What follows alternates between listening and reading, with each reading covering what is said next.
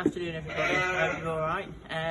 Lambing is well underway. We've only got about 30 sheep left, so not spoken to you for a while and give you an update as to what we're doing.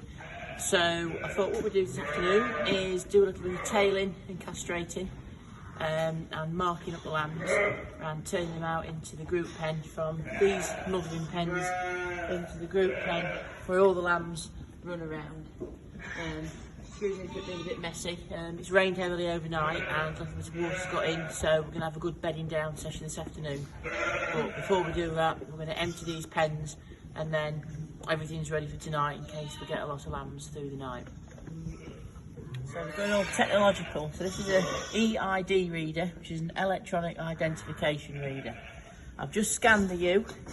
So in this yellow tag there's a chip, so I can scan it and then it gives me her details, how old she is, who she is.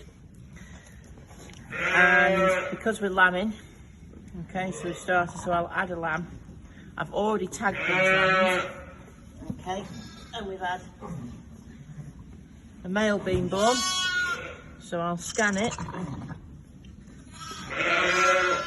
and then that tells me in the computer what it is. So a wether means it's castrated. It's been put to a Texel, and this little unit weighed 4 kilos when it was born. So we'll save and add that to the system, and then we'll put in the other one.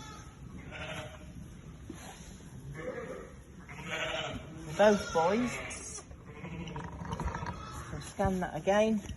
They've already been castrated because we don't want them to keep everything on. We're not using these lambs for breeding. These will be fattened up and go for meat. And he was 4 kilos as well. Save that, and that's the used details in the system. So the next thing to do there is, because they're twins, we mark them up. So we mark them up as well as the lambs.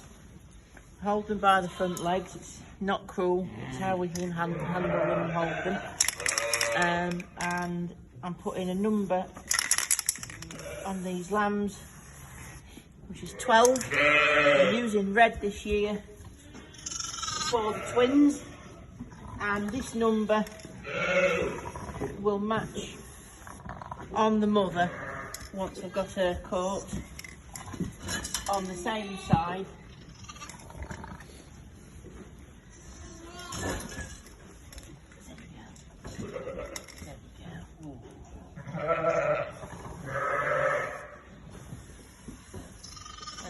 Very dodgily. But then if we have any problems with the ewe or the lambs in the field, then we can take them out together, so we don't forget any lambs and we know what we're doing. These are very big lambs now. They've actually just been keeping this sheep company next door. One was keen to get out. Sorry about that, we had an escapee. So we've just finished turning them out and caught this ewe again. She jumped over the hurdle. Her lamb hasn't had any tags yet. We've already put a tail on it. It's a girl. So that just helps the tail drop off. We put a rubber ring on the tail. So in the summer, when it gets really hot, and if they have a mucky bum from all the poo, the tail, it doesn't catch the muck. And then it just helps reduce the fly risk. So the girls all have 2 tags. This year we're using yellow and brown. We always use a yellow tag, but each year we change colour on the age. So the brown tag goes into the ear, just like having your ears pierced. And each lamb has its own individual number, just like that. And this is the one with the electronic identification. This lamb was born on the 25th of January. So we put that back in our computer, in our scanner, and then that goes to the computer. So 25th of January. Scan the dam, the mother, 190. She's a first time lammer. So she was born in 2019. Roughly around January 16th time ish.